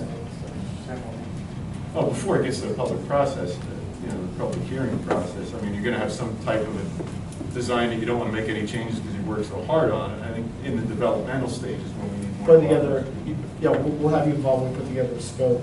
All right. A full scope, yeah. Thank you. And the last thing I have, sir, is since Friday afternoon, right before closing time, I got 14 documents from the city attorney via email, 4 or 5 different agendas since then. I got the reports from the fire department, the code enforcement, the Main Street manager. I've gotten all these since Friday afternoon. We have a problem with the format that some of the stuff was sent out in that I couldn't open and other people couldn't open. Could we, this is a part-time deal, and it took me almost all weekend not only to print them out, I had to buy a new printer because I blew mine up, going through paper like crazy and then legal size and everything else. We only have 2 or 3 days to examine all this stuff before a meeting, and I like to know everything that I'm voting on. My point is, especially with the ordinances that are written, could you send them out when you're done with them instead of waiting until the Friday before the... Well, a lot of them I am working right up till the Friday before on getting those ready as they are, steadily evolving. There's things I'm coordinating with the city administrator and the city clerk right up to minutes before I send them. I mean, we did away with the personnel law and printing committee, so we can't discuss these things beforehand. No one on council has seen them, and then we're being asked to vote on it. I think it's just an issue. If they come out on Friday, I mean, you're in trouble open, I understand that, but you got the whole weekend plus Monday to look at any document. You want to see what I had to read through this weekend? And it's all legalese, and I can't ask anybody until Monday, maybe, because I got to work. But the second readings you've had for a month and a half. I'm saying all of these things that are coming out, I would appreciate it. We should have had the second reading sent to us a month ago. And I know we did. I'm just saying, with all these... But the first reading is the second reading. I mean, all it is, you're voting on it. The first reading is read. And then you got that document. You got a whole month. And actually, you're going to have more than that this month. But you got a whole month before you actually vote on it. I would just like more timely communications, that's all. And as far in advance as possible, because I think everybody here at the table, with the exception of Benny, well, you're worth a lot. It has a full-time job, and we're just doing it in the evening. So the more advanced that you can send to us, whether it be departmental reports ordinances that are being considered especially first readings, because there's often times that I want to ask questions about the ordinance, but I don't have enough time to really research it. That's all I have, sir. Anyone else? I have one thing, Mayor. Go ahead, Jeff. I had a discussion with the citizens recently, and they wanted to see if we could do anything for property owners or people who are buying property that are in violation of code, and they paid their liens, to give them some sort of grace period to bring their property up to code. So I was thinking something along like an application process where there's a property for sale, it has code violations, the time of sale, the liens, all the outstanding balances due are paid, but the property's still in violation, code violation. If we could come up with an application where they pay a certain fee and get an extended period of time to bring that back to within our codes. I don't know if that's something council would be interested in exploring, if there's really even a need for an ordinance like that. Can I ask a question? Sure. Is it where your neighbor, how long would you want them to have? Well, that'd be a topic of discussion. How big a project? I say 30, you've I say been working 30 with some days. now. Anything on a house, I say it'd be like if you buy a house and it's gutters, siding, painting, Right. whatever it might be. I understand that interior might take longer, but I'm pretty sure that anything that can be done to a salvageable house can be done in 30 days. And if it's not, and if they can't, they can call me, and if they're making progress, I'll give them another 30 days. So if somebody buys a property, say for example, let's not mention any names, somebody buys a property and they make any progress on it, and it's acceptable progress where I think that the neighbor is looking at a vacant property and they're looking at a property now that's being rehabbed, I say, 30 days is good. And if they're making any progress in that 30 days, I'll give them an extension to go another 30 days. If they make no progress, I'll cite them. I don't think that there should be any, you get 90 days to get started. You buy a house, you should be. Oh, not started, completed. You should. That's what I'm talking about, completion. Right. Well, yeah, and I'm okay with that, time for completion, because at this point, we don't have that. But Because, I mean, if you say progress, they can drag that out for, what's progress, 7 months, 9 months, a year? Can we shorten that up? I think that it should be 90 days total from if you buy a property to bring it into compliance, a maximum of 2 extensions. That's kind of what I'm going with. Okay. I mean, that's how I'll you're give you an working extension under right now? Yeah, pretty much. Okay. If you're making progress, you get 30 more days. If you're making great progress, you get 30 more. If you're not done after 90, you get cited. You okay with that, Jeff, or you want to do something? That's fine. Okay. Anyone else have anything? Mayor, I want to make one correction. Joe, I found what I was looking for earlier, just to clarify. It was stated that the total project must be done within 90 days of the permit issue. So that was, the official building permit was issued in May, middle of May. So was that mid-August would be that 90 days. So that's what we're shooting for. What are we referring to? Sorry, the Walnut or the Vine Street part. He got his permits in May, The building permit was issued, yeah. last month. Yeah, building permits, yeah. What other conditions are noted on that? Because Well, initially it was that the developer acquired 300 Avenue,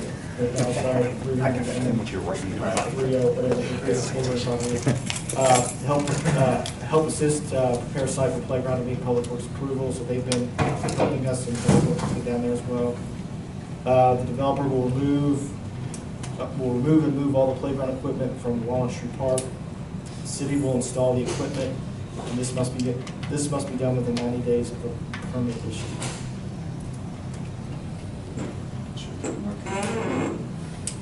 Anyone else have anything? Under new business? Okay. We don't need any executive session. I need a motion to adjourn. So moved. Second. You? Motion by Jeff, 2 seconds. Another Jeff? Jeff. Jeff and Jeff. Jeff and All in Jeff. favor? We're adjourned. Take it wrong.